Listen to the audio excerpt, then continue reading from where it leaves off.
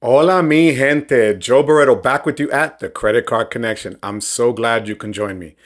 Well, mi gente, today we're going to go over a card that a lot of people in this credit card community space love to hate. Kind of like the Amex Gold, where you have the fanboys that love it, the ones that just love to poo-poo all over it. The Chase Sapphire Preferred is polarizing. Now, why am I saying that? Some people think it's overrated, and yet some people think it's underappreciated. By the end of the video today, I'm going to give you my take on whether it's overrated or underappreciated. I'm not going into a deep dive because most of you already know the benefits that it brings and so on and so forth. I'm going to touch on the few key points about it, but at the end, you're going to see what my take on it is, whether maybe you should have this in your wallet or pass it and get something else. Okay, mi gente? So do me a favor, just get comfortable and let's jump into it. Well, as you all know, the Chase Sapphire Preferred comes in at only $95 a year. Right now, their standard sign-up bonus, and you don't get the, incognito bonus like you do on Amex. The standard bonus right now for the Chase Sapphire Preferred, as of this recording, which is September 13th, Friday, September 13th, it is 60,000 points, okay, ultimate rewards points for $4,000 spent in 3 months. That is usually their standard.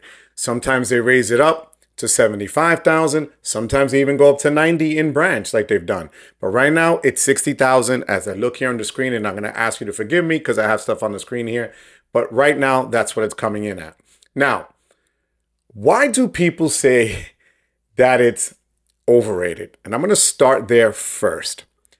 There's a lot of competition right now in the credit card space. You have the other CSP card, the Chase Strata Premier, which offers a lot more categories with 3 times per dollar spent, even including EV charging and travel and gas and stuff like that. So, for the Chase Sapphire Preferred, the reason people say it's overrated is because you're only getting, and I'm saying only as if it's a bad thing, but it's not really all that bad. You're going to get 3 times for every dollar spent on dining out and delivery.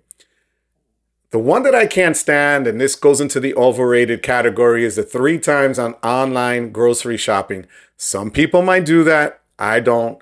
So I don't even include that. So 3 times on online grocery shopping, a $50 hotel credit if you book a hotel through the Chase portal.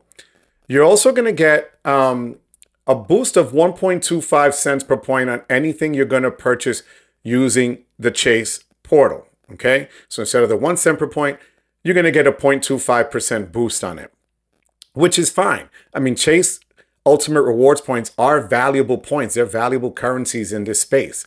So you are getting, quite a bit of that boost if you use it through the portal.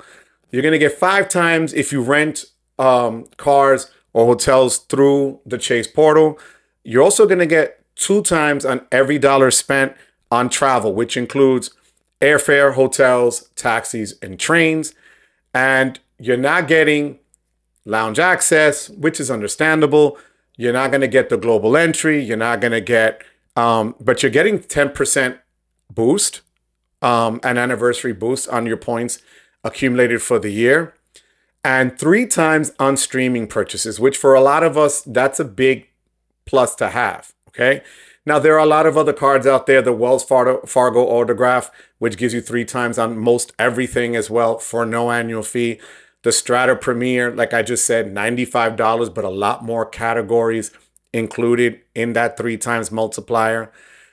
Chase is also offering 5 times on Lyft purchases, and you're going to get a DoorDash subscription as well. Now, where I think that people forget when they talk about it being overrated is you do get a lot of protections for purchases and travel protections. So you're going to get travel protection benefits such as, I'm going to read that off here. I want to make sure I give you everything. Complimentary travel protection benefits when you book travel using the Sapphire card. So if you're booking airline tickets and there's a problem where the flight was delayed or canceled, or if you lose your luggage, things like that, that's all covered.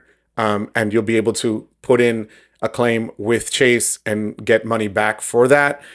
Also extended warranties, and they've pretty similar to the one you're going to get with American Express, which extends a period of time for the manufacturer's warranty by an additional year, up to 3 years or less. Okay, so you'll get, if it's a 3-year warranty when you're purchasing something, you're going to get the additional year, which is great. And the other purchase protections that you're going to get is covers your new purchases for 120 days, okay, or 4 months, for damage or theft up to $500 a claim and $50,000 per account. So again, it's $95, and a lot of people nowadays, I guess, really want to cut back on annual fees, or they see that a lot of new cards are coming out with no annual fees and they see more benefit in those. But again, this is why people are saying that it's overrated, that you're paying $95 for a meh kind of card. It's the tried and true 3 times dining, you know, you're going to get 2 times on travel, and people run that over and over and over. So those are the people that are saying that it's overrated. Now, you have the underappreciated camp, which is, other than the Chase Sapphire Reserve, the Preferred is the card that gives you the access to the Chase Travel Portal. It gives you the 0.25% boost to the Chase Portal. It also allows you to cash out, you know, your points at whatever you've accumulated at 1 cent per point, which is huge.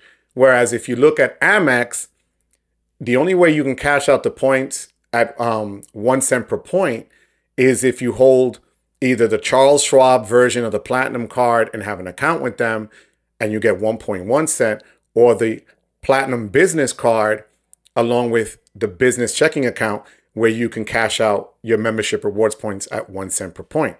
Here with Chase, and I can tell you firsthand because I did this, having this card in your lineup, I was able to cash out 275,000 ultimate rewards points, which is equal to $2,750 for a deposit on my 2024 Tesla back in April. So that just gives you, it is a powerful card for $95. And again, if you match it up against Amex, you're talking the Platinum is $695, the Gold is $325, you know, and even the Green at $150. So for $95, it's giving you a play with the big boys. It's giving you the protections that you want, the travel protections you want. And now, effective October 1st, 2024, they're changing their insurance carrier and their setup online from eClaims to another platform for car rental service. Because, yeah, it's primary CDW, which is great, and it won't cost you. But their service was horrific. The way that they had their claim set up was horrific. So they found out that there is a need and a benefit now that they're going to change starting October 1st. So this card that maybe some people thought was meh, right now looks to be a lot more powerful, because if they're increasing the travel protections, especially those when it comes to renting a car, which a lot of us do, and you don't want to pay $25 a day with Hertz's insurance or Avis's insurance or National's insurance, this comes in free, right? So the $95 can go a long way if used correctly. Now, the other thing is that people are like, well, you only get these certain multipliers with the Chase Sapphire Preferred, but what they forget is that many of you might have the Chase Freedom Unlimited or the Chase Freedom Flex, where the categories for the Flex are 5 times quarterly. So if you rack up the 5 times at pharmacies, or 5 times at restaurants, or 5 times at whatever at home improvement stores or at Amazon, those if you didn't have the Preferred, you're just looking at cash back. This allows you to now put them in to play as ultimate rewards points. So this is the bridge that you need. The Preferred actually is a bridge to take you from your cashback cards to the ultimate rewards points portal, and also for pay yourself back and things of that nature. Now, you don't need necessarily, I don't have any other personal Chase. I don't have the Freedom Flex and I don't have the Freedom Unlimited. However, I do have the Ink Unlimited and 2 Ink Cash cards, along with the Ink Preferred. But if I didn't have the Ink Preferred, I could still take my points that I've used in the Ink cards, and because I have the Sapphire Preferred, I'm able to transfer them and utilize that for travel. I can utilize that to cash them out, as I said, at 1 cent per point. So, you know, for me personally, do I think it's a perfect card? No. Do I think Chase can kind of, you know, reinvent itself a little bit here? I think they should, because, for instance, not getting global entry or TSA pre-check or a Nexus fee credit, you know, come on, what does it cost them? Right now, every other card kind of gives you that, at least, because it's only once every 4 years, pretty much, or 4.5 years, right? So I think if they threw that in as a credit, would be great. And if they just eliminated the online food shopping that they talk about, you know, that I told you I won't use at all. So for me, I think if they just gave it like everybody else and let you earn 3 times in grocery shopping, that's a huge pickup, and it's a huge benefit then for this card, which might make more people want to go out and get it. Think about this. It is the second most premium card, you know, other than the JP Morgan Reserve card, which I'm not going to include because to me, that's like the black card for Amex, right? So you have the Chase Sapphire Reserve at the top, and this is second at $95. If you look at Amex, their top card, the Platinum, is $695, and the second mid-tier gold card comes in at $325. So again, you can get, that's more than 3 times the amount of this card. And this card actually has the better travel protection off bat than if you're going to just look at it as a travel card as compared to the American Express Gold card. So for me, I'm going to tell you now, I know I'm going to catch some heat for this, but to me, this Chase Sapphire Preferred card is truly underappreciated, because bang for your buck, for $95, you get to play in Chase's huge Ultimate Rewards portal and universe, and it gives your lesser no annual fee cards like the Unlimited and the Freedom Flex more power, where if you choose cash back, that's great. If you choose to travel and transfer out to its many partners, like a lot of, you can transfer to Marriott, you can transfer to IHG, you can transfer to United, you could transfer to Hyatt, you know, just as examples. That's huge. This card gives you the ability for $95 a year to elevate your travel game, to give you the opportunity to tip your toes into, you know, the world of transferring points. And their Chase portal is very easy to use. Okay. And I don't like talking in effective annual fees, but if you were to, you know, get a room at a hotel or whatever and use that credit of $50 by booking it through, you might pay a little bit more, let's say going directly to the hotel, but $50 in your pocket is better than $50 in somebody else's pocket, right?